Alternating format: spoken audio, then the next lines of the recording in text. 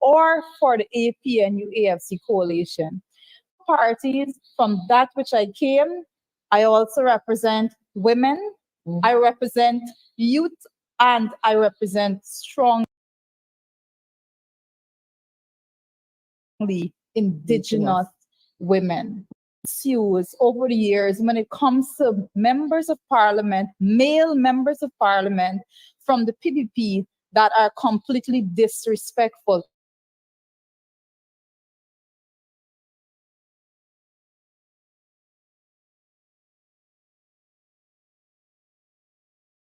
So far that member was removed from parliament.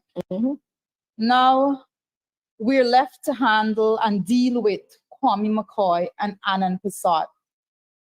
We need to speak about these matters, and I'm telling you, particularly today, I decided to put forward a statement on it because today we had secondary school students sitting in the National Assembly in total disbelief that this is what is transpiring. The PVP have no concern or respect.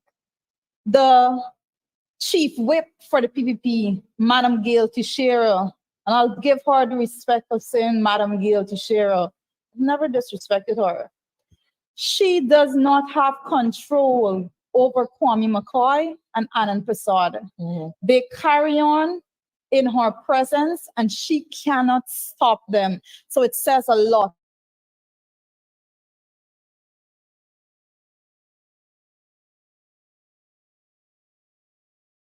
Because she cannot tell them that do not go in that direction. You know, today, I believe that when these matters occur, you have to really take it into perspective. And I sat there for a while and I thought to myself, you know, I really have to address this publicly because this is not just for me. And if we are to step back and allow it to continue, we are leaving Guyana to go down a very dangerous pathway, particularly when it comes to women's rights in this country, indigenous rights in this country. Now, all of the comments that comes in my direction from Anand Prasad and Kwame McCoy is based on where I come from, right? So how dare me, an indigenous woman, come from Bartica this, Bartica that. That's the line of comments they take, right? So it is important for persons to understand, particularly indigenous women, that they love to go out to and say, oh, we care so much for the indigenous people. They have zero respect for indigenous women. They see indigenous women as tools to be used and abused. So when I step forward with confidence and I do not feel intimidated by these individuals, they feel that I am stepping out of my zone and I'm stepping out of this box in which indigenous women should be kept in, because that's how they operate. And you would note also that the indigenous members of parliament from the PPP, and it should be spoken about, when they stand up to speak, the only matters that they're allowed to speak on is matters of the indigenous concerning indigenous people. They're not allowed to venture out of that box. They're not allowed to aspire to go beyond any of that. And so when I stand up there and I speak, we have all the derogatory comments. But you have to understand that they will have to go there because they never critique on any bit of substance. Have nothing. Right? So I welcome engagements and constructive debate and criticism from anyone. But when it comes to the mediocrity, when it comes to disrespect for women, we have to put our foot down on that in particular.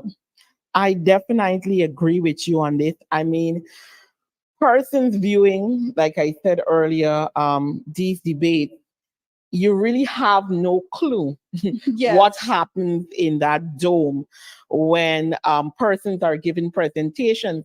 And you rightfully say that the PVPC government and ministers and officials really show a disdain to indigenous persons and women in particular, in the tone in which they take it. And we've seen this several times over. I mean, we had, I think it was last budget, where you had to rebut Kwame and remind him of his CXC status. And it was because, and I'm happy that you brought that up, because that was because of another the back and speaker, forth. that was because whilst I was making a presentation, he was in the background shouting derogatory comments at me, and the speaker Because was did not nothing. stop him. So that warranted that response, and that stopped him. And what makes all of this worse, the things that you're seeing and hearing when you're in there, the way they speak to women, and like you're pointing out, the two most blaring persons inside of that room is Kwame McCoy and Anand Prasad. And the way in which it is done, it is at the lowest level. And what is more alarming is that no female from the government side can say anything. Most times they just sit there and, listen to what is being said. And some of them, at times, dependent, chime in as well. And this is why we have to take a stand and talk about these things, have persons understand what is happening. And that is why the treatment that we see generally across the board coming from the government with the population we're seeing, and particularly in indigenous communities, like you mentioned the issue of one former minister who had to be removed. And you still have a few of them who are currently sitting there that we're not going to call names for, whose names have been called in the very same thing.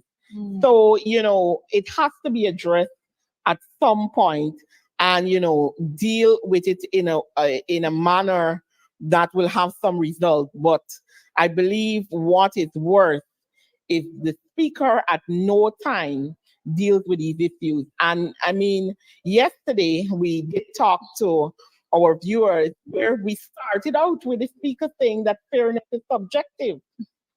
Well, that was a profound statement, saying that is by his own admission. Yes. That what he defines fairness as is not necessarily what the world defines fairness as. Although there are rules and regulations that should be followed in the parliament. I don't know.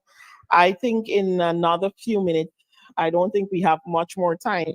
We should be seeing the presentation of Ms. MP Maureen Philadelphia, who will be dealing with the matters on the East Coast. But before we go, is there anything else you want to say on this issue? Well, I would say one last thing, and for the many persons viewing, particularly when it comes to young women out there and indigenous women, that if there was ever a time that I needed a reminder as to why I am here, that was today. I am not here because it is a lackluster system that I just feel that I can just come and be a part of. I am here because representation for women is necessary.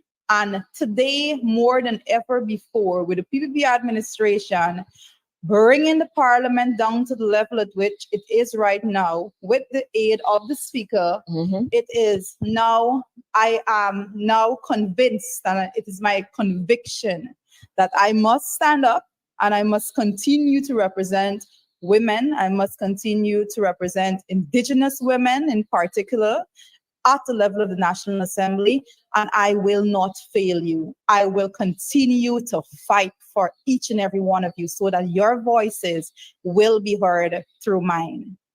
And I must say that you are doing a brilliant job at it. And I believe that's why we have these attacks, because, whenever you speak on the issues, which you always do, there is no rebuttal. There is nothing that deals with the figures, the numbers, what you're showing in the comparisons. It always becomes a personal attack. And I Correct. believe for this is day two, and so far, almost all of the government speakers have not addressed their ministries or their portfolios.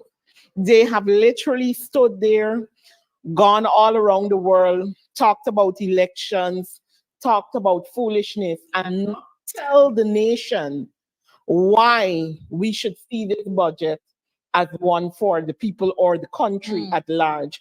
They have not been able to do that in any form, fashion, or style. So I believe some of what we're seeing is a distraction. Yes. And, so that people will, talk and laugh about things you're saying instead. Their strategy always is, and it has been continued since 2020 to now, that when you can't hit the message, shoot the messenger. Basically. So that's what you're seeing all the time. You continue to see it, but again, I will say that we cannot just step back. We have to step forward, because if we decide to be silent, then we allow them to take over, and it is a dangerous pathway for Guyana. So not on my watch. Right. Indigenous women will be represented. Women throughout Guyana will be represented. I will make it my duty to stand up to persons like Kwame McCoy and Anand Prasad, who make it their duty to fight and break down every level of accomplishments made by women and Indigenous women in Guyana. Thank you so much, MP Joretta, for this. And I hope our viewers will continue watching. Shortly, you will be seeing the presentation of MP Marine Philadelphia, who will be our last speaker in this Day 2 debate for the coalition. And of course, tomorrow we will return, and I do believe our starter for tomorrow will be none other than Mr. MP Vinthroy Jordan, who is the Shadow Minister for Agriculture. So do stay tuned, keep updated, and we will be here to share any other information coming out on these debates.